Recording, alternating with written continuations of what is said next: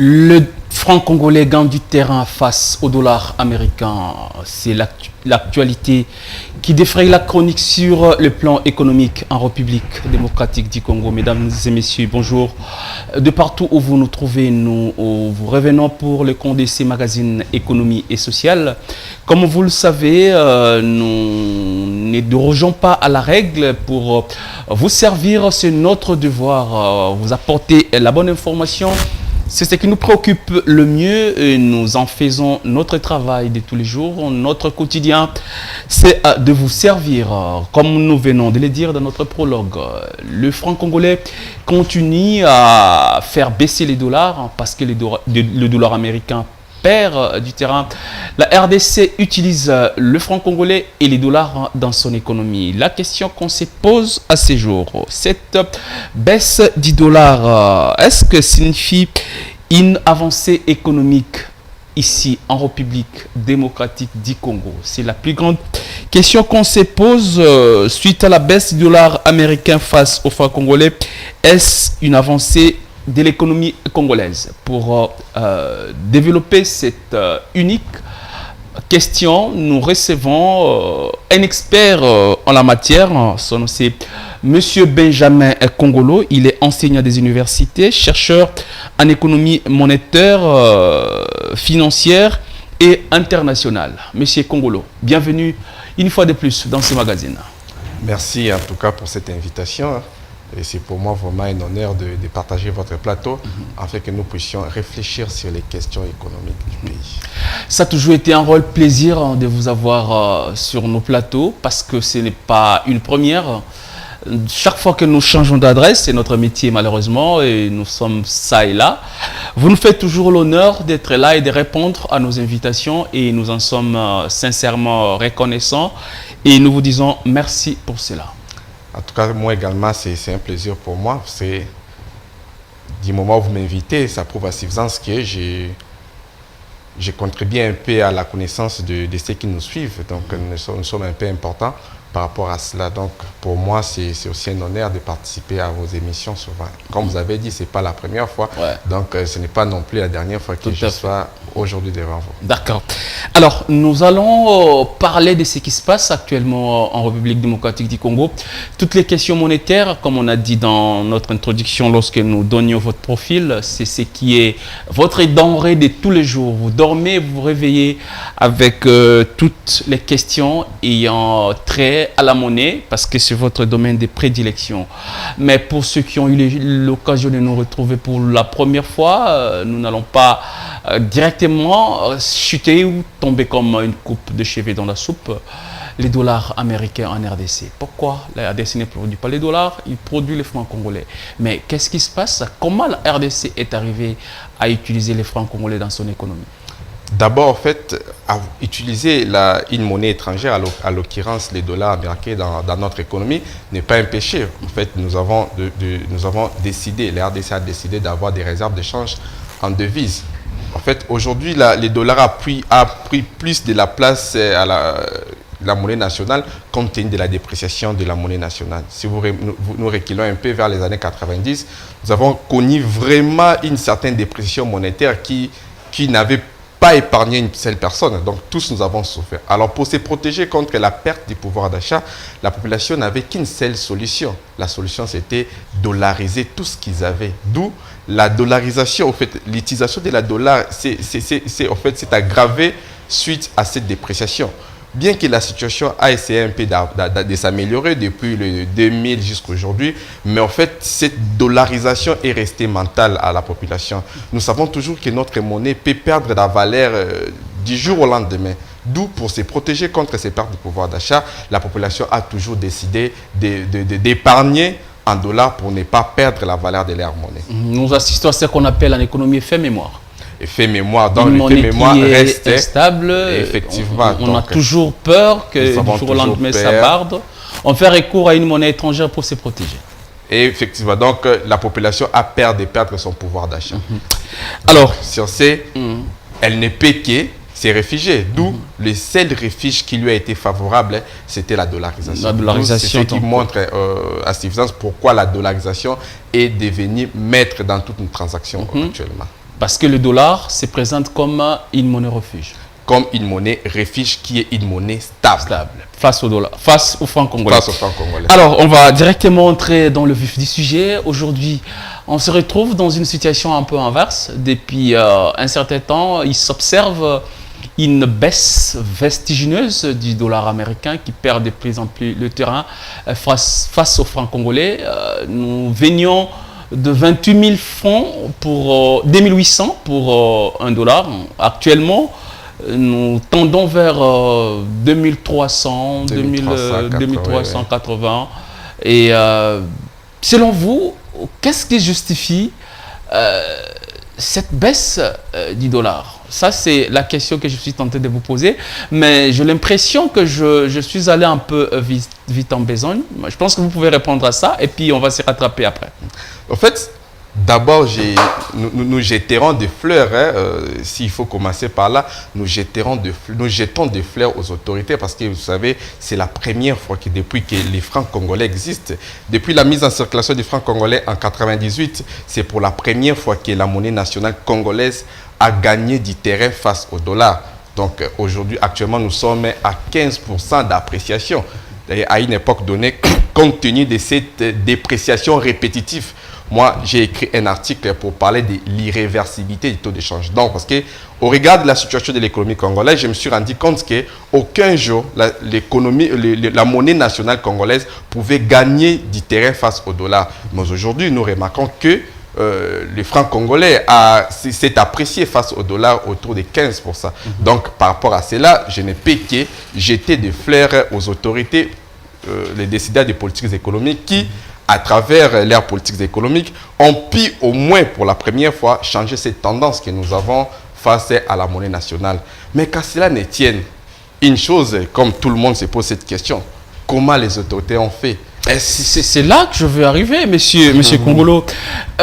Quels sont les mécanismes scientifiquement et économiquement qui doivent être mis en place ou qui doivent concourir à faire baisser une monnaie qui paraît forte, ou si vous voulez, rehausser un peu de celle qui paraît beaucoup plus instable? Les mécanismes, comment la Banque centrale ou les autorités monétaires doivent procéder pour arriver à cet exercice? Qu'est-ce qui doit être mis au premier plan? Quels sont les éléments qui doivent concourir à ce que cela arrive? Donc, la première des choses, nous devons d'abord commencer par dire un mot. La Banque centrale, qui est l'autorité monétaire, ainsi que les autorités qui ont dans leurs attributions la conception et la mise en pratique de la politique économique, n'ont pas pour mission la baisse des taux d'échange. C'est ce que nous devons savoir. Tout à fait. Donc, la mission de la politique monétaire et de la politique, notamment la politique d'échange de la Banque centrale, c'est lisser.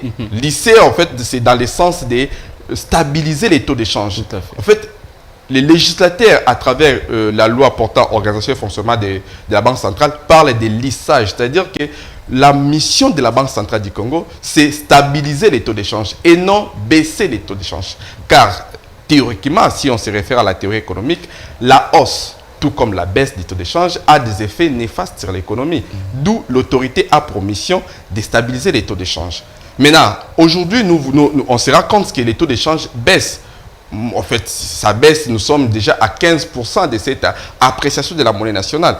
J'attends, théoriquement parlant, que l'autorité également intervienne afin de limiter cette appréciation de la monnaie qui, du moins, a déjà des effets néfastes sur l'économie.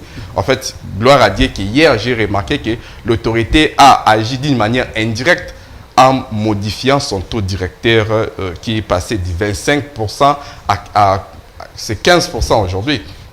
D'où l'autorité n'avait pas, à mon avis, n'avait pas de bonnes raisons à vouloir baisser les taux d'échange, car ce n'est pas sa mission première. Sa mission, c'est plutôt stabiliser les taux d'échange et non utiliser certaines politiques économiques pour baisser les taux d'échange. C'est ce qui a été fait. Bon, que je ne partage pas cette manière de faire, encore moins c'est la situation actuelle que l'économie congolaise vit. Et notre question, nous posions la question de savoir comment faire pour lisser, comme vous avez dit, les termes, procéder à ce lissage, essayer un peu de réguler des monnaies qui circulent concomitamment dans une économie. Qu'est-ce que les autorités doivent faire d'abord? Comment faire pour... Parce que nous ne produisons pas de dollars. Alors, on vous dirait, ou que les gens diront, le commun des mortels, parce que pour retirer les dollars sur le marché, vous devez injecter les francs congolais et vice-versa. Alors, qu'est-ce que les autorités sont censées faire et à ce niveau, qu'est-ce qu'ils ont fait? Donc, en fait, pour le moment, c'est que nous devons d'abord dire que nous sommes dans un régime d'échange flottant administré. D'où l'État peut intervenir sur les marchés d'échange. Dans les marchés d'échange, c'est là où on vend les devises. Et les taux d'échange, toutes choses restent égales par ailleurs, les taux d'échange fluctuent lorsqu'il y a une adéquation dans les marchés d'échange, c'est-à-dire entre l'offre et la demande des devises sur les marchés d'échange. D'où, pour la situation actuelle, comment on peut traduire cette situation? Nous sommes dans une situation où il y a une forte demande des francs congolais et une faible demande de la monnaie nationale. Ce qui fait que la monnaie, étant donné que la monnaie c'est un bien comme tous les autres biens, si le bien-là est beaucoup plus demandé dans un marché, son prix fait quoi? Augmente. Ouais. D'où la situation actuelle, nous pouvons dire que la monnaie nationale est beaucoup plus demandée. Ce qui fait que son prix face au dollar américain a augmenté. Mais la question se pose, les Congolais se réveillent un bon matin et subitement commencent à demander la monnaie. Qu'est-ce qui s'est passé afin que nous commencions subitement à demander la monnaie nationale, afin que la monnaie nationale prenne de l'ascenseur face aux devises? Donc, ce qui n'a pas été fait. Donc, on assiste à une appréciation de la monnaie causée plutôt par les autorités, au lieu que l'appréciation de la monnaie soit décidée par les marchés. Parce que la fluctuation du taux d'échange n'est pas décidée par les autorités. C'est la force du marché qui détermine les taux de change. Maintenant, comment les dollars entrent dans une économie? Dans notre économie, les dollars entrent par les exportations et les dollars sortent par les importations. Donc, vous voulez nous dire que ces derniers temps, directement, l'économie congolaise a fortement exporté, ce qui justifie l'entrée ou le rapatriement en masse de devises, et que de l'autre côté, les devises, prenons le cas des importations, les importations ont sensiblement baissé, ce qui réduit la demande de devises sur les marchés? Je ne pense pas. D'où cette appréciation de la masse du franc congolais actuellement, et c'est expliqué par autres mécanismes qui ne sont pas liés du point de vue théorique de l'économie congolaise. Comment? Nous avons remarqué ici, au mois de juillet, c'est depuis 2024 que les taux d'échange est stable. Nous étions en 2008, depuis 2024. Jusqu'à aujourd'hui, les taux est toujours en 2008, c'est 2800 pour $1. Ouais. Donc, rien n'est justifié l'intervention de l'État, de la Banque centrale sur les marchés. Rien n'est justifié. Parce que la Banque centrale intervient s'il y a dépréciation. Pendant qu'il n'y avait pas de dépréciation, mais la Banque centrale a intervenu en injectant 50 millions de francs congolais, de devises sur les marchés d'échange au mois d'août. Ça, ce comportement a créé quoi? Ce comportement a créé des spéculations d'une part, et de l'autre côté, les anticipations des agents économiques. Les agents économiques, surtout les intervenants du marché d'échange, pensent que du moment où l'autorité a injecté 50 millions, conséquence, les taux d'échange doivent baisser. Alors, et aussi commence à baisser les taux d'échange sans pourtant que ces taux d'échange soient déterminés par la force du marché. D'où la baisse du taux d'échange actuellement, ou, en d'autres termes, je dirais, l'appréciation du taux d'échange de la monnaie nationale est plus déterminée par les anticipations des agents économiques, de l'autre côté, par des spéculations. Ça n'a rien à voir avec la force du marché qui détermine l'appréciation de la monnaie nationale. Excusez, est-ce que cela peut avoir des conséquences plus tard?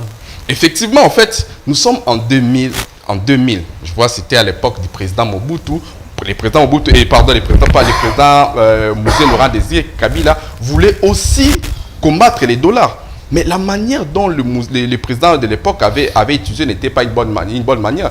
Je vois également un article écrit par le fait professeur Tchonza qui parle il parlait de Tchonzambi, de Rez Mémoire. Il parlait de commandements. En fait, l'économie ne marche pas avec des commandements parce que l'économie elle-même a des interdits et commandements. Mais on ne peut pas se réveiller un bon matin, on se dit non, on va injecter dans les buts de baisser les taux de change. Non, on ne peut pas faire ça parce qu'avec l'État, comme notre pays n'a pas toujours la capacité de rapatrier des devises, les devises injectées par les autorités vont être absorbées par les marchés dans 2 ou 3 mois et les taux d'échange qui reflètent la réalité économique du pays doivent revenir à son niveau. Parce qu'ils ont injecté, certes, c'est bien, c'est une bonne politique, ils ont injecté, mais est-ce que l'économie congolaise est capable de rapatrier ces devises? Non. Parce que pour que l'économie rapatrie ces devises, il faut que les exportations soient supérieures aux importations. Et si nous remarquons dans notre pays, tout ce que nous mangeons est importé. Or, pour importer, il faut des devises. Donc, il y a une forte demande de devises sur les marchés d'échange et il y a une faible offre de devises sur les marchés d'échange. D'où il n'y a aucune raison, économiquement parlant, qui justifie cette baisse des taux d'échange. Sauf qu'une intervention de la Banque centrale qui va être absorbée bientôt là dans 1 ou 2 mois. Je ne suis pas prophète des malheurs, mais c'est juste que nous connaissons les structures économiques de notre pays. Nous analysons, nous suivons les cadres macroéconomiques. Nous savons comment les cadres macroéconomiques réagissent face à certaines situations. La RDC n'a pas produit, ne continue pas à produire parce que s'il y avait cette appréciation de la monnaie nationale, ce serait justifié si la RDC produisait. Et puis, elle exportait ce qu'elle produit pour rapatrier le franc congolais. Est-ce qu'on peut dire aujourd'hui, les opérateurs économiques qui évoluent ici en RDC ont un risque de faire des fausses affaires, comme on dit dans les langages courants, dans les termes vulgaires? Effectivement. Pourquoi les législateurs disent que la Banque centrale a le rôle de lisser les taux d'échange et non de baisser ou d'augmenter? Justement parce que l'augmentation des taux d'échange, tout comme la baisse des taux d'échange, a des effets. Imaginez-vous ces gens ici, en fait, les opérateurs économiques qui avaient acheté leurs produits à un certain prix. Et subitement, il y a un autre prix, il y a les taux de change qui baissent. D'où ils sont obligés, parce que la manière dont ils ont baissé les prix, je vois que derrière cette baisse des prix, il y a les inspecteurs du ministère de l'économie qui les obligent, non, vous devez baisser les prix. De l'autre côté, et puis allons dans les secteurs bancaires. Les secteurs bancaires vont faire face au risque d'échange parce qu'ils avaient donné des crédits à un certain taux, surtout lorsqu'il s'agit des crédits à monnaie nationale. Ils donnent des crédits à un certain taux. Et subitement, les taux baissent. Vous voyez, exemple, lorsqu'ils avaient prêté, les taux d'échange étaient à 28 000 francs. Un Congolais avait pris 10 dollars qui équivalaient à 28 000 francs. Et lorsqu'il va rembourser, les 10 dollars est à 25 000 francs. Vous voyez que la banque a perdu. Il marge de 3 000 francs. D'où ça fait partie de ce que nous appelons les risques d'échange. Où la Banque centrale a dans ses attributions la mission de protéger tout le monde. D'où les banques commerciales ne peuvent pas perdre. Raison pour laquelle sa mission n'est pas de baisser les taux d'échange, mais sa mission c'est plutôt stabiliser les taux d'échange. C'est ce qui devait être fait, mais et non concourir ou utiliser des moyens, des politiques économiques peu adaptés dans le but de baisser les taux d'échange parce qu'on en a toujours envie. Non, on ne peut pas vouloir baisser les taux d'échange parce que la population demande souvent. Non, on doit intervenir sur les marchés pour, comme nous avons toujours tendance à le dire, pour concourir à l'amélioration du bien-être de la population. On ne peut pas intervenir sur les marchés plutôt pour satisfaire un certain groupe de gens. Non, ce n'est pas comme ça qu'on gère l'économie. Ce n'est pas pour satisfaire un groupe de gens, mesdames et messieurs, vous suivez votre magazine Économie et Sociale. Nous parlons de la situation actuelle du taux du dollar qui connaît une baisse face au franc congolais. Pour en parler, nous recevons pour vous M. Benjamin Kongolo, qui est enseignant des universités, plusieurs universités ici au pays, mais aussi et surtout également chercheur en économie monétaire, financière et internationale. C'est avec lui, nous sommes en train de développer tout ce qui concerne la situation actuelle du dollar américain face au franc congolais. Alors, dans un premier temps, nous avons observé une situation statique, ça veut dire les dollars perdaient du terrain et les biens sur le marché ne bougeaient pas, tout est resté comme ça et il y a certaines personnes qui se sont rendues compte qu'ils perdaient leur pouvoir d'achat. J'ai croisé une maman récemment qui me dit « Monsieur le journaliste, parlez, ici, nous, ça ne va plus. S'ils ne savent pas baisser les prix de biens sur le marché, ben, que le dollar revienne comme c'était. » Je lui dis « Pourquoi vous dites ça ?» Elle me dit ceci. J'avais 10 dollars chaque fois. Mon mari me laissait 10 dollars pour la cuisson, pour faire la cuisine. Et lorsque je me rendais au marché, j'ai changé à les 10 dollars à 28 000 francs. Et les 28 000 francs, j'achetais les biens qui équivalaient à 28 000 francs. Mais aujourd'hui, les dollars deviennent à 24 000 francs. Mais je me rends au marché avec 24 000 francs après avoir changé. La quantité de biens est restée, a baissé parce que ce que j'achetais à 28 000 francs, désormais, les 4 000 francs, je ne peux plus en avoir parce que le dollar a baissé.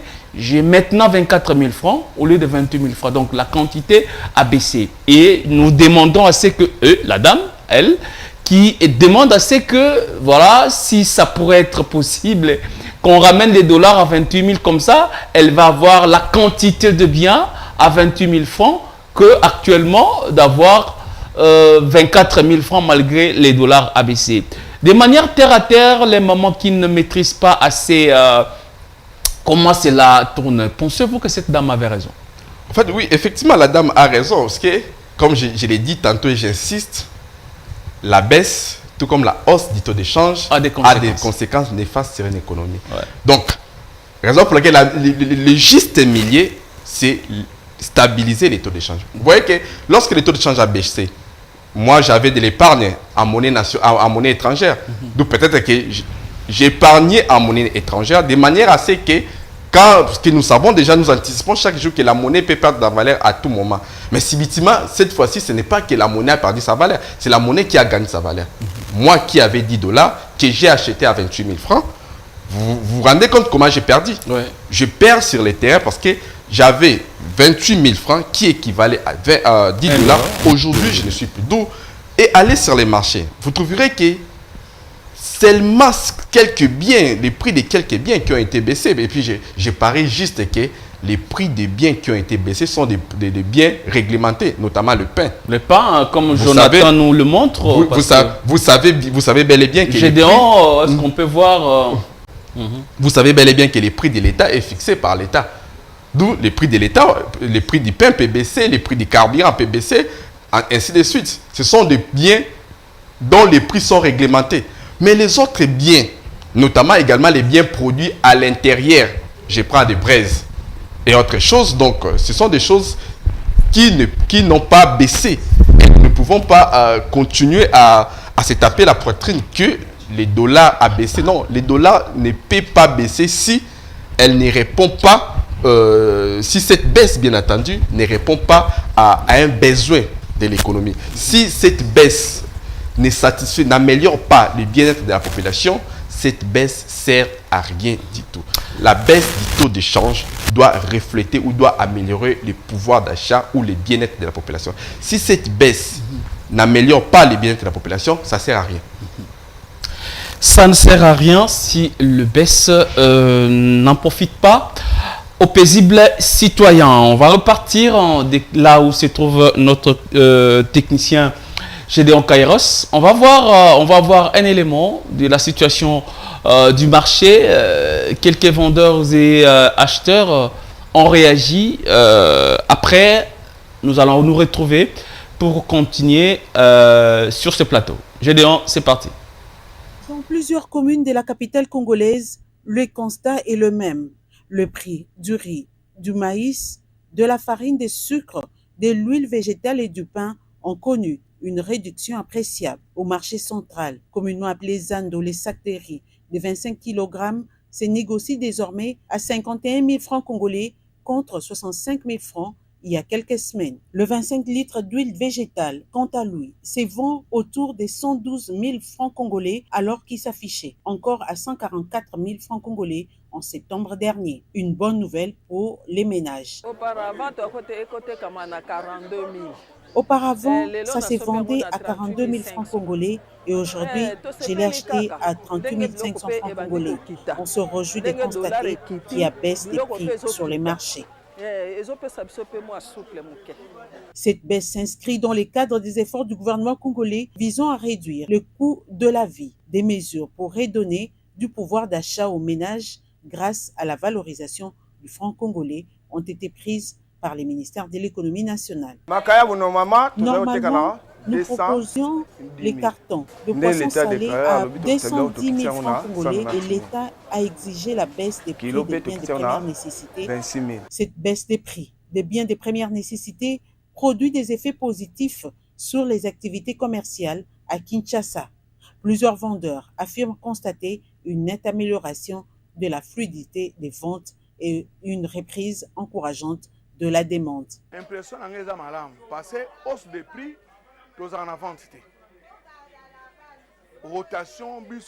Mon impression est la bonne parce que lors de la hausse des prix, la vente n'était pas assez fluide.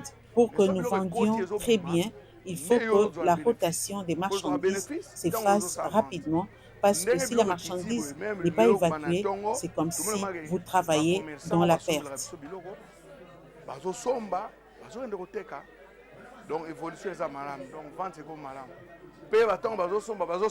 Cette tendance à la baisse, si elle se maintient, pourrait marquer une étape importante dans la lutte contre la vie chère à Kinshasa.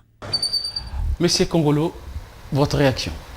En fait, si réellement les prix des biens sur le marché ont baissé, c'est une joie immense pour nous tous parce que nous sommes déjà habitués à la hausse et aujourd'hui on assiste à la baisse. Mais en fait, cette baisse ne doit pas seulement profiter à une catégorie de gens, c'est-à-dire que les acheteurs. Les acheteurs peuvent se réjouir, non, nous avons remarqué. Et du côté des vendeurs, est-ce que les vendeurs également en bénéficient par rapport à cela?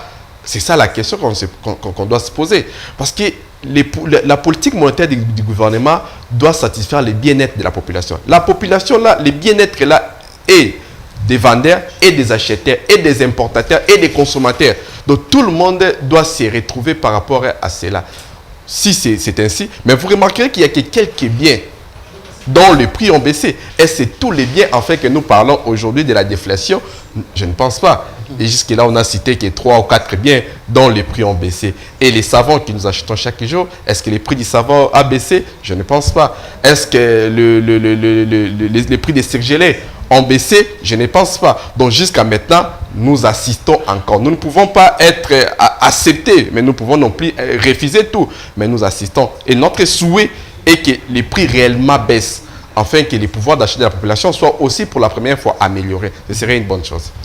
Ne parlerons pas des individus parce qu'ils en passent, les institutions restent. Effectivement. Parlons du ministère de l'économie ou de l'économie congolaise en général face à cette situation, comme nous l'avons dit dans notre sujet qui est affiché. Peut-on dire que l'économie congolaise a connu des avancées significatives? En fait, pour parler des avancées, il faut détecter d'abord les vrais problèmes de l'économie congolaise. Quels sont les vrais problèmes de l'économie congolaise? Les vrais problèmes de l'économie congolaise, si nous pouvons citer ça en quelques... En fait, on peut citer quelques-uns. L'économie n'est pas diversifiée, d'une part. D'autre part, l'économie congolaise est dépendante. Si nous prenons que ces deux choses-là, est-ce que ces 10 dernières années ou bien ces temps ici, est-ce que nous avons résolu ces problèmes? Je ne pense pas. Par rapport à cela, peut-on dire toujours que l'économie congolaise va très bien? Non. Du moment où l'économie congolaise sera toujours dépendante, les taux d'échange seront toujours risqués. Les taux d'échange, en réalité, c'est quoi, chers journalistes? Les taux d'échange, c'est un signe. Les taux d'échange nous montrent comment va l'économie. Ce n'est pas par hasard que les taux d'échange peuvent commencer à augmenter ou à baisser. Lorsque les taux d'échange en RDC augmentent, c'est un signe qui vous dit que ça ne va pas. Il faut trouver. D'où les autorités doivent résoudre ces deux problèmes. Réduire la dépendance de l'économie congolaise face aux importations, augmenter les exportations et diversifier cette économie. Si nous résolvons ces problèmes-là, et puis bon, la situation sera améliorée. Vous allez trouver vous-même que les prix vont baisser de lui-même. En fait, on ne doit pas être derrière les prix ou derrière les taux d'échange afin de les pousser pour que les taux d'échange baissent. Parce que la manière dont les taux d'échange a baissé, c'est parce que l'autorité est derrière cette baisse-là. L'autorité a utilisé une politique économique, bien que c'est normal, a utilisé des politiques monétaires conjoncturelles, les politiques conjoncturelles, en injectant une forte quantité de devises sur les marchés et créant cette baisse du taux d'échange. Oui, c'est bien, mais les vrais problèmes, ce n'est pas un problème conjoncturel, mais c'est un problème structurel. Les problèmes structurels restent quoi? Les problèmes structurels restent la dépendance économique, la non-diversification de l'économie congolaise. Ces problèmes-là, tant qu'ils ne seront pas résolus, nous allons toujours assister. Donc, pourquoi nous disons, personnellement, pourquoi je dis que je ne crois pas trop à cette baisse? Parce que toute chose reste égale par ailleurs, ce qui cause la dépréciation monétaire, du franc congolais, c'est cette dépendance de l'économie congolaise, c'est les déséquilibres de la balance de paiement. C'est ça le problème. Tant que le problème là n'est pas résolu, en tout cas, permettez-moi ou supportez-moi de ne pas croire à ce que je considère un peu du mascarade. Ce que vous constatez du mascarade, l'élément le plus important, ou l'un des éléments les plus importants, c'est la confiance, nous l'avons dit au début. C'est la confiance que les agents économiques ou la population doit avoir par rapport à une monnaie, pour les cas d'espèce, la sienne qui est le franc congolais. Mais nous observons cette confiance qui commence à revenir en blaguant. Est-ce qu'on peut s'attendre demain à ce que les loyers quittent les dollars pour être fixés avec le franc congolais, la monnaie nationale, ce qui pourra redonner de plus en plus de la confiance à cette monnaie et aux agents économiques de la population dont je suis en train de parler. Mais ma question est celle de savoir, M. Kongolo, est-ce que maintenant que la RDC ou les peuples congolais commencent à retrouver de la confiance à sa monnaie, les autorités peuvent envisager à dédollariser notre économie parce que notre monnaie semble ou tend maintenant à se stabiliser, à devenir une monnaie forte sur le plan national? Vous avez ajouté un autre élément qui est la confiance. C'est-à-dire que c'est un élément non économique qui a un effet, qui a un impact sur les taux de change. Mais en fait, le problème, c'est les temps. Vous voyez, les temps. Pourquoi je dis les temps? Ça fait à peine un mois que nous assistons à cette dépréciation, appréciation de la monnaie nationale. Est-ce qu'on vous dit que cela a augmenté la confiance des Congolais à la monnaie nationale? Pour montrer que la population congolaise a confiance à la monnaie nationale, nous devons assister à une chose, laquelle nous devons voir dans les banques que les dépôts en dollars baissent et les dépôts en francs congolais augmentent. La confiance, ça se mesure par rapport au dépôt et au crédit. Du moment où il n'y aura pas de Congolais qui vont solliciter les crédits auprès du système financier en monnaie nationale, nous ne pouvons pas parler de la confiance.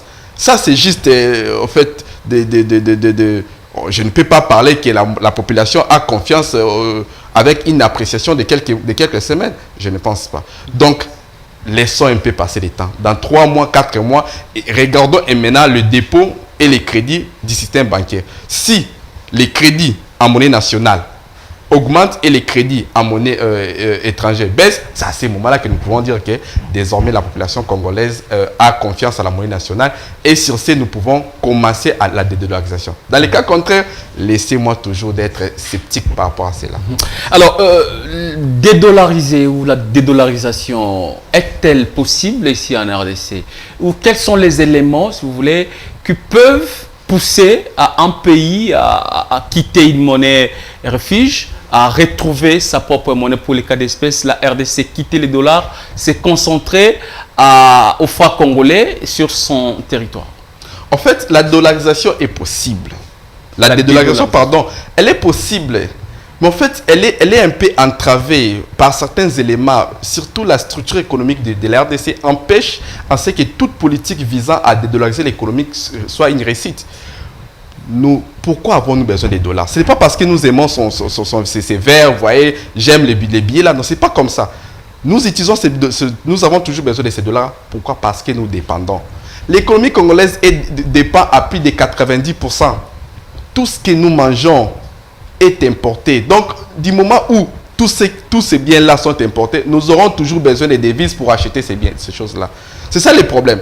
Commençons d'abord par résoudre ces problèmes-là. De l'autre côté, la diversification. Si vous regardez, 90% des exportations de la RDC sont composées de minéraux. Donc, si on revient en 2016, c'était en 2016, il y avait un choc sur la cour des matières premières. Quelle était la conséquence? Forte dépréciation monétaire. Donc, ce sont des problèmes qui sont plus structuraux, qui entravent toute la réalisation des différentes politiques économiques. Nous commençons d'abord par cela. Si nous commençons par cela, je vous dis, les prix sur les marchés vont baisser lui-même. Les taux d'échange vont se stabiliser lui-même, donc sans pour autant qu'il y ait une intervention des autorités. Commençons par des problèmes structurels. Si nous finissons avec des problèmes structurels, je vous dis, les petits problèmes que nous connaissons actuellement, ce sera déjà résolu. Ça fait les affaires des combistes. Et désormais, ils manipulent la population. Vous changez à combien? À 24. Si je peux acheter à combien? 26, 27. C'est les paisibles citoyens congolais qui perdent. Nous rentrons dans des conséquences que vous avez dit. Chaque fois qu'il y a baisse ou il y a hausse, ça a des conséquences. Mais les Congolais, pourquoi ils est heureux? Ça vous vient en tête comme ça? La science économique étudie les comportements. Et je crois que les autorités qui ont agi ainsi savent cela, que la science économique étudie les comportements de l'homme. Les comportements de l'homme, ces gens-là savent déjà que nous allons anticiper. L'autorité a fait ça, nous allons faire ça. L'autorité s'y fait ça, ils anticipent tout fait et geste des autorités. Raison pour laquelle ils manipulent la population. Il suffit, nous deux ici, si on peut prendre un tableau, on met là-bas, devant notre porte ici, les taux d'échange est à 20 000. Je vous dis, du moment où on met à 20 000, il y a quelqu'un qui va appeler au téléphone vers Tchangou là-bas. Ah, vous n'avez pas vu? Ici en ville, les taux ont baissé. Celui de Tchangou appelle celui qui est à Mongafou. Vous n'avez pas vu les taux? C'est comme ça que les taux baissent. Est-ce que ces taux-là, la baisse de ces taux-là, reflète-t-il les niveaux de l'économie congolaise? Sinon, qu'on arrête cela. De la même manière que l'autorité avait injecté 50 millions de dollars pour ce qui a pour conséquence l'appréciation de la monnaie, l'autorité peut encore ponctionner parce qu'elle avait injecté, elle peut ponctionner. Ouais. Parce que je vois qu'actuellement, c'était hier que l'autorité a baissé son taux directeur. Mais ça, c'est une mesure qui est indirecte. Ces mesures indirectes prennent beaucoup de temps. Allons dans les mêmes mesures directes qu'elle a fait pour stopper l'appréciation de la monnaie. Car cette appréciation de la monnaie ne reflète pas la situation économique normale. Nous sommes dans le cas de la Chine. Vous trouverez que la Chine utilise encore des fois les régimes fixes, des fois les régimes fluides. La Chine a toujours tendance à déprécier sa monnaie. La Chine n'augmente pas, à déprécier généralement sa monnaie. Pourquoi? Parce que l'effet pour la Chine de déprécier sa monnaie lui permettent d'augmenter ses exportations. L'RDC, augmenter ou baisser, gagne quoi en retour? C'est seulement la population qui continuera toujours à souffrir avec certaines politiques qui n'adaptent pas avec la réalité économique du pays. Nos politiciens, dont la plupart, ce sont des professeurs d'université, des assistants, de chefs des travaux, et j'en passe. Lorsque vous êtes dans parce que vous en faites partie de nos enseignants ou de ces enseignants, nous sommes passés par l'université, vous et moi on s'est connus à l'UNIKIL, on était encore étudiants de l'autre côté. Mais lorsque vous êtes hors politique, vous avez un autre discours. Aujourd'hui, je parle avec un scientifique. Là, vous n'avez pas des gants, vous êtes très à l'aise pour parler de la science. Mais une fois aux affaires, vous changez votre casquette. On voit autre chose. Je ne vais pas citer les noms. Mais pourquoi cette versatilité, permettez-moi les termes, désolé s'il est un peu fort, pourquoi cette versatilité en changeant des camps d'un coin à un autre jusqu'à vendre son âme, peut-être par un poste ministériel ou autre, je ne sais pas. Pourquoi? Désolé de ne pas vraiment être en mesure de répondre à la question. Bon, pourquoi? Je n'ai jamais été politicien. Je vais changer, mais vous le constatez au moins que les politiciens, une fois aux affaires, changent le langage ou changent les comportements. En fait, je ne sais pas. Ce qui est vert, on le dit rouge, et puis ça honte ni vergogne. Bon, en fait, je n'ai jamais été politicien. En fait, je n'ai jamais fréquenté aussi un politicien. Est-ce que ça vous tente un jour de le devenir? Une fois vous le devenez, agirez-vous de la même manière que nous voyons aujourd'hui? Bon, en fait, c'est aussi ça le problème. Si je peux emprunter ce que vous avez dit, jusqu'à maintenant, je ne me vois pas dans la scène politique. Jusqu'à maintenant, je ne me vois pas être dans la scène politique, je ne sais pas. En fait, je trouve déjà qu'il y a beaucoup assez de gens là-bas. Tu trouverais qu'en RDC, il y a beaucoup de politiciens. D'ailleurs, l'émission que vous faites fait partie des rares émissions qui parlent de l'économie. Tu trouverais que sur 100% des émissions qui se passent dans nos télévisions, 99 sont des émissions en caractère politique. Alors, il n'y a pas que les secteurs politiques, il y a autres secteurs. Alors, je me sens plus à l'aise lorsque je parle de l'économie. En fait, je ne connais rien de la politique. Je n'ai jamais fait la science politique, je n'ai jamais été étiqueté, je ne fréquente pas de politiciens. D'où je ne connais rien de la politique. Tout à fait. Alors, restons scientifiques. Lorsque vous regardez les indices actuellement, vous êtes un observateur en dehors de votre casquette d'enseignant des universités ou des scientifiques. Vous êtes également un paisible citoyen, un Congolais lambda qui vit ça et là, qui a une famille, qui a un coin, qui sait souffrir aussi des intempéries d'une façon ou d'une autre qu'il y a ici en RDC. Quels sont les indicateurs que vous voyez pour l'économie congolaise dans le futur? En fait, pour ne pas, je dirais, au regard des indicateurs, au regard des situations économiques, je vois, ça fait plus de 60 ans que nous sommes là à appliquer ce que j'appelle des petites politiques économiques, des petites politiques économiques. Les problèmes de l'économie congolaise est connu. Les problèmes est connu. Nos autorités savent très bien les problèmes de l'économie congolaise. Et les autorités ont la solution également des problèmes économiques. Les seuls problèmes qui restent, c'est comment les appliquer. Ils les appliquent pas. Parce que si je regarde, je crois que nous étions en 2001. En 2001, il y avait des réformes. Toutes ces réformes-là sont écrites dans un document qu'on appelle DCRP, document de stratégie. Si vous regardez dans ces documents-là, ils ont commencé à appliquer à une époque donnée et subitement ils abandonnent. Donc eux-mêmes savent pourquoi ils ont arrêté. Parce que chaque politicien veut gagner plus que travailler pour les intérêts de la nation. Il ne travaille pas. D'où nous avons, au regard de la situation économique actuelle, si nous regardons les indicateurs, je ne vois pas l'économie congolaise être développée dans... Et d'ailleurs, il y a 10 ans passés, on parlait d'économie, les développements économiques d'ici 2030. Bientôt, c'est d'accord que nous serons en 2030. Mais qu'est-ce qui a changé? Si je regarde ces documents-là dont ils parlent de développement économique de la RDC d'ici 2030, je vois qu'ils ont tapé à côté. Ils ont vraiment tapé à côté. Or, c'était des experts qui avaient conçu ce programme-là. Mais nous sommes déjà à 4 ans de la fin de 2030. Qu'est-ce qui a changé? Rien du tout. Donc, nous sommes toujours en train de circuler avec des politiques peu adaptées, peu commodes. Des politiques qui n'apporteront pas de solutions concrètes. Les vrais problèmes de la RDC restent des politiques structurelles. Si nous n'appliquons pas ces politiques structurelles, c'est comme si rien ne sera changé, même dans 10, 20, 30, 40 ans. Il faut que nous commencions quelque chose. Commençons par régler les vrais problèmes. La dépendance économique, la non-diversification de l'économie congolaise. Tout ça, ce sont des vrais problèmes. Il n'y a pas assez de routes. Il y a les taux de chômage élevés. Il y a de l'insécurité. Tout ça, ce sont des problèmes. Certains sont des problèmes non économiques, mais qui ont un impact très, très élevé du point de vue économique. Donc, commençons par régler les problèmes non économiques et les problèmes économiques. On va développer l'économie dans 10-20 ans.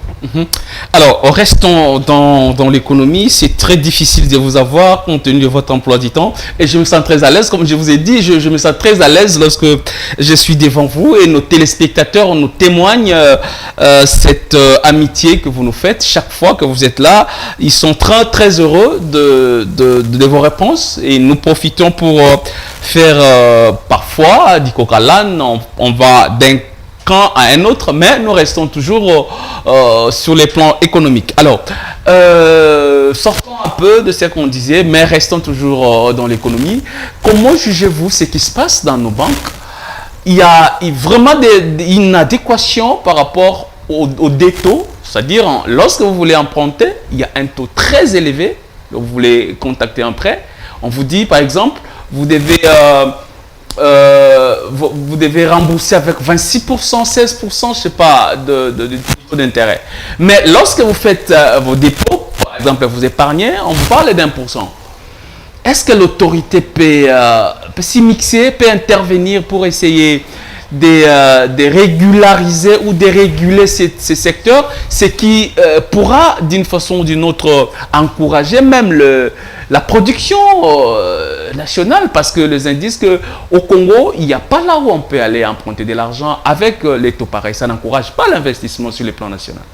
En fait, oui, c'est vraiment un réel problème, je dirais, lorsque vous allez dans les systèmes bancaires congolais. Mais il y a une explication logique par rapport à cela. Il y a des explications logiques par rapport à cela.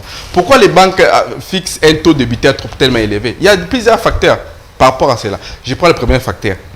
Il y a un risque. Il y a l'effet, ce qu'on appelle risque pays. La RDC n'est pas encore, en fait, du point de vue sécuritaire, non, il y a des nouvelles de guerre par-ci par-là. À l'est, il y a la guerre. À l'ouest, il y a des problèmes d'insécurité. Les banques commerciales tiennent compte de ces facteurs-là, ce que nous appelons risque pays, tiennent compte de ces facteurs-là pour fixer les taux. De l'autre côté, il y a aussi les risques qui présentent l'individu. Une personne qui vient avec ses affaires, bon, en fait, la banque évalue, regarde maintenant, avec ses affaires ici, est-ce que ces affaires sont florissantes? Est-ce qu'il n'y a pas le risque de tomber en faillite? C'est aussi en tenant compte de cet indicateur-là que les banques fixent les taux d'intérêt. Bon, de l'autre côté, la banque commerciale, l'État, à travers la banque centrale, peut aussi intervenir. Dans cela, l'État applique un taux, nous appelons les taux plafonds. Les taux plafonds, mais ce n'est pas toujours facile pour que les banques commerciales obéissent. Pourquoi? Parce que actuellement, d'ailleurs, les taux, nous utilisons les instruments de la politique monétaire qui est indirecte, dont la Banque centrale n'a pas les pouvoirs en fait, absolus avec les banques commerciales. Tout se passe d'une manière en fait, indirecte. Parce que l'État, des fois, baisse son taux directeur pour que les banques commerciales baissent leur taux de budget également. Mais en pratique, ça ne se fait pas. Pourquoi? Parce qu'il y a plusieurs facteurs qui empêchent assez que les banques commerciales baissent leur taux. Parce que les banques commerciales, ce que nous devons savoir, sont des commerçants d'argent. Et achètent et vendent. Donc, lorsqu'ils voient déjà un risque imminent, elle doit toujours augmenter son taux. Donc, ça, c'est un comportement qui est normal. D'où, c'est plutôt à l'État. Chercher toujours à améliorer des politiques économiques, notamment tout ce que nous venons de dire, les taux également des banques commerciales vont baisser. De toute façon, vous regardez, il y a adéquation aussi entre les dépôts et les crédits. Ouais. Il y a une forte demande des crédits, mais faible dépôt. Les Congolais ne constituent pas vraiment trop de dépôts. Pourquoi? Parce que, il y a méfiance du système bancaire congolais. Les Congolais n'ont pas confiance vraiment aux banques à cause de tout ce qui s'est passé vers les années 90. De l'autre côté, il y a aussi les faibles revenus. Dis-moi, je gagne de faibles revenus, comment je peux épargner? D'où, si les agents économiques, les Congolais, déposent de moins en moins, ce qui empêcherait également les banques commerciales d'accorder les crédits. D'où, si les crédits deviennent faibles et qu'il y a une forte demande de crédits, les taux vont augmenter. Donc, ce sont des comportements qui sont, en fait, je dirais, des comportements normaux, qui reflètent les théories économiques. Merci beaucoup. Nous sommes talonnés par les temps. La télé, c'est les temps. Mesdames et messieurs, nous sommes arrivés presque à la fin de ces magazines économie et sociale qui recevait pour vous M. Benjamin Kongolo, enseignant des universités, chercheur en économie monétaire, financière et internationale. Avec lui, nous réfléchissions sur la baisse du dollar face au franc congolais. Est-ce une avancée de l'économie congolaise? Vous avez suivi tour à tour, lui et moi, autour de ces sujet sur ce plateau où on a à échanger. Nous allons nous séparer par ici. Nous allons lui accorder le tout dernier tour de parole. Il va regarder, vous allez regarder cette caméra qui est devant vous et vous allez vous résumer un message aux acteurs économiques, au peuple congolais et aux décideurs compte tenu de ce dont nous venons de parler. En fait, d'entrée de jeu, j'ai commencé d'abord par, je peux dire, féliciter les autorités par rapport à ce qu'ils ont fait. C'est la première fois d'assister à une baisse des taux de change depuis plus de 27 ans que les francs congolais existent. Mais en fait, cette appréciation du franc congolais ne devait pas être un slogan juste pour je peux dire, satisfaire un certain problème, certaines personnes. Mais cette appréciation devait répondre à un besoin. L'appréciation de la monnaie nationale devrait satisfaire les bien-être de la population. Du moment où la population ne se sent pas, en fait, n'est pas heureuse par rapport à cette dépréciation, cette appréciation de la monnaie nationale, je pense que ce n'est pas une bonne affaire. Et que l'appréciation d'une monnaie ne devait pas être dictée par les autorités, mais l'appréciation d'une monnaie devrait être la conséquence de l'offre et la demande sur les marchés d'échange. Ce serait une appréciation saine. À mon avis, je ne considère pas l'appréciation que nous assistons actuellement comme une appréciation saine. Pourquoi? Parce que c'est une appréciation dictée par les autorités en injectant une forte quantité de devises sur les marchés. Ça, il peut y avoir, je ne souhaite pas, des effets néfastes à long terme. Pour les Congolais, en fait, l'appréciation de la monnaie ne dépend pas seulement des autorités, mais dépend aussi de la population congolaise. Nous devons avoir cet amour-là de la monnaie nationale. La monnaie prend de la valeur que si elle est plus demandée. Donc nous devons demander la monnaie, nous devons constituer nos épargnes en monnaie nationale. C'est seulement en appliquant ces comportements-là que nous allons aider la monnaie nationale à avoir plus de la valeur. Donc c'est un peu ça ce que je peux dire en quelques mots. Nous vous remercions, M. Benjamin, d'avoir accepté notre invitation comme toujours. C'est votre maison. Nos portes vous restent toujours ouvertes et chaque fois qu'un besoin se présentera, on reviendra vers vous pour solliciter votre implication sur des questions économiques. Je suis honoré pour cela. Merci. Allez, mesdames et messieurs, c'est ici que prend fin ce magazine qui a été réalisé par Gédéon Kairos. Je suis Tom Souma Congo, le cerveau penseur au service du savoir. D'ici là, nous allons vous retrouver dans un autre numéro, mais nous vous encourageons à faire la confiance à notre monnaie. Les autorités se battent, mais vous aussi, la population, vous avez un rôle important à jouer. Tout ce qui concerne les Congo nous concerne. Vous voulez changer le fusil d'épaule, mais vous devez regarder l'avenir de votre pays. Sans cela, les Congo n'avancera pas parce qu'il n'y aura pas un nouveau Congo s'il n'y a pas de nouveaux Congolais. Comment trouver de nouveaux Congolais? C'est au niveau mental. Vous devez avoir une bonne mentalité, une bonne façon de traiter les questions d'ordre national. Tout ce qui concerne la RDC doit vous préoccuper au plus haut point. Vous devez en faire votre champ de bataille, ce qui fera c'est que chaque Congolais dans son coin là où il se trouve, il doit aider son pays à se redresser parce que le facteur commun que tous les pays du monde ont pour leur développement, c'est l'homme. Mais ce n'est pas n'importe quel homme. Cet homme capable de dompter la nature. Cet homme capable d'influer sur quoi que ce soit pour tirer du profit pour son existence. Mais aussi, vous qui nous gérez, faites très attention parce qu'il n'y a pas d'homme providentiel. Les hommes passent, nous avons dit d'une façon ou d'une autre, mais les institutions restent, voilà, pour développer un pays. Tous les pays du monde sont développables, disaient les professeurs Niembo Chabani, mais à condition de se doter des institutions qui s'y prêtent. Donc, plus vous avez des institutions meilleures, vous avez des institutions capables d'inverser la tendance, vous avez la possibilité de réussir. Or, les institutions sont dirigées par les hommes. Nous sommes apolitiques, nous ne faisons focus sur personne, mais nous disons ce qui est bien pour le Congo, parce que le Congo est notre bien commun. Le Congo est ce qu'il y a de mieux pour nous. Merci beaucoup d'avoir été des nôtres. Restez branchés sur nos programmes. Nous sommes One Way Télévision.